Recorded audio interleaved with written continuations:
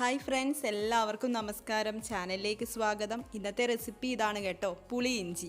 ഇഞ്ചിക്കറിയാണ് നമ്മളിന്ന് തയ്യാറാക്കാൻ പോകുന്നത്. നമ്മുടെ ചാനലിലെ മറ്റുള്ള ഓണസദ്യ റെസിപ്പീസൊക്കെ കാണാത്തവരുണ്ടെങ്കിൽ ഒന്ന് കണ്ടു നോക്കണേ. ലിങ്ക് ഞാൻ ഡിസ്ക്രിപ്ഷനിൽ ഇട്ടേക്കാം. അപ്പോൾ വീഡിയോ കാണുക. ഇഷ്ടപ്പെടുകയാണെങ്കിൽ ലൈക്ക്, ഷെയർ ആൻഡ് സബ്സ്ക്രൈബ്. നമുക്ക് വീഡിയോയിലേക്ക് കടക്കാം. ഈ ഒരു സൈസിലുള്ള പുളിയാണ് ഞാൻ എടുത്തിട്ടുള്ളത്. അല്പം വലിയൊരു സൈസിലുള്ള പുളിയെന്ന് എടുത്തോളൂ. അതിലേക്ക് ചൂടുവെള്ളം ഒഴിച്ചിട്ട് കുതിർത്ത് വെക്കണം. 1.5 കപ്പ് ചൂടുവെള്ളമാണ് ഞാൻ എടുത്തിട്ടുള്ളത്. അപ്പോൾ ഇത് ചൂടുവെള്ളത്തിൽ കുറച്ച് സമയം ഒന്ന് കുതിർത്ത് വെക്കാം.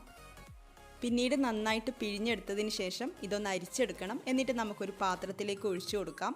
ഇനി ഇതിലേക്ക് 1/2 ടീസ്പൂൺ മഞ്ഞൾപ്പൊടി ചേർത്ത് കൊടുക്കാം. പിന്നെ മുളക് പൊടി ചേർത്ത് കൊടുക്കണം. 1 ടീസ്പൂൺ മുളക് പൊടി ചേർത്ത് കൊടുക്കാം. പിന്നെ ഈ ഒരു സൈസിലുള്ള വെല്ലം ചേർത്ത് കൊടുക്കാം. ഞാനിവിടെ ഒരു കഷ്ണം വെല്ലം മാത്രമാണ് കേട്ടോ ആദ്യം ചേർക്കുന്നത്. പിന്നെ മധുരമൊക്കെ നോക്കിയിട്ട് ആവശ്യമെങ്കിൽ ചേർത്ത് കൊടുത്താൽ മതിയാവും. ഇതിലേക്ക് ആവശ്യത്തിനുള്ള ഉപ്പ് കൂടെ ചേർത്ത് കൊടുക്കാം. അപ്പോൾ ഇതൊക്കെ ചേർത്തിട്ടൊന്ന് ചൂടാക്കി എടുക്കണം. വെല്ലം ഒന്ന് മെൽറ്റായിട്ട് വരട്ടെ.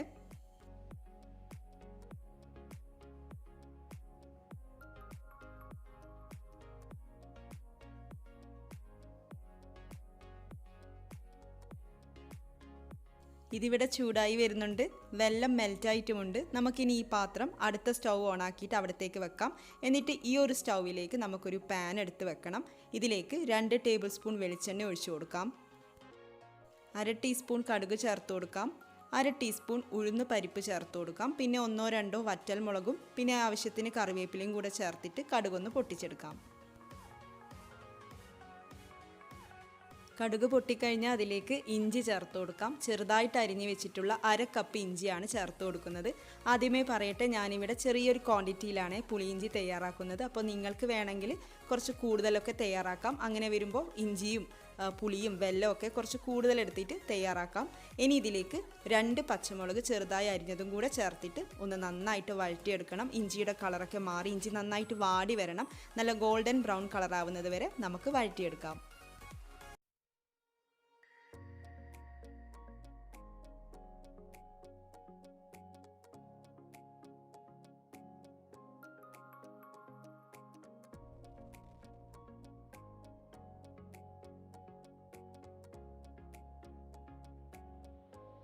ഇഞ്ചിയുടെ കളർ നല്ലവണ്ണം മാറിയിട്ടുണ്ട്. ഇത് കരിഞ്ഞു പോകാതിരിക്കാൻ വേണ്ടിയിട്ട് ശ്രദ്ധിക്കണേ.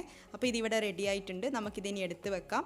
ഈ ഒരു സമയം തന്നെ നമ്മുടെ പുളിവെള്ളം നന്നായിട്ട് തിളച്ചുകൊണ്ടിരിക്കുന്നുണ്ട്. അപ്പോൾ നമ്മൾ തയ്യാറാക്കി വെച്ചിരിക്കുന്ന ഇഞ്ചി ഇനി പുളിവെള്ളത്തിലേക്ക് ചേർത്ത് കൊടുക്കാം.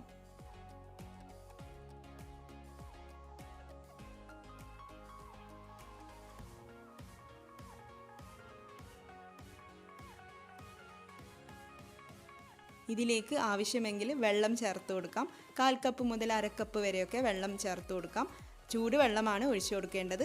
പിന്നെ ഇനി എന്താ വേണ്ടതെന്ന് വെച്ചാൽ ഇത് നന്നായിട്ട് തിളപ്പിച്ചെടുക്കണം. കുറുകി വരണം. പുളിയിഞ്ചിയുടെ ഒരു പാകമാവുന്നത് വരെ നമുക്കിത് നന്നായിട്ടൊന്ന് തിളപ്പിച്ചെടുക്കാം.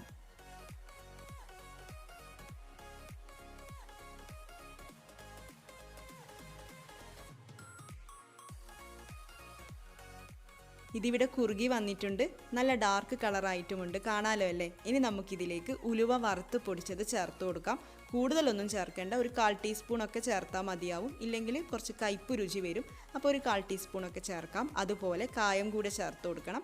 1/4 ടീസ്പൂൺ മുതൽ 1/2 ടീസ്പൂൺ വരെയൊക്കെ കായം ചേർക്കാം. എന്നിട്ടൊന്ന് നന്നായിട്ട് ഇളക്കി യോജിപ്പിക്കാം. പിന്നെ ഉപ്പും മധുരമൊക്കെ ഒന്ന് നോക്കിയിട്ട് ചേർത്ത് കൊടുക്കാം.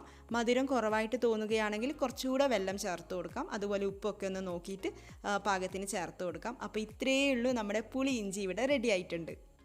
ഇനി ഫ്ലെയിം ഓഫ് ചെയ്ത് കൊടുക്കാം. ചൂടാറി വരുമ്പോൾ ഇത് കുറച്ചുകൂടി ഒന്ന് തിക്കായിട്ട് വരും. ഇത് നമുക്ക് എയർ ടൈറ്റ് ആയിട്ടുള്ള ബോട്ടിലിൽ സ്റ്റോർ ചെയ്ത് വെക്കാം. അപ്പോൾ എല്ലാവരും ഇതൊന്ന് ട്രൈ ചെയ്ത് നോക്കുക. നിങ്ങളുടെ അഭിപ്രായം കമൻസിലൂടെ അറിയിക്കുക. നമുക്ക് അടുത്ത വീഡിയോയിൽ കാണാം. താങ്ക്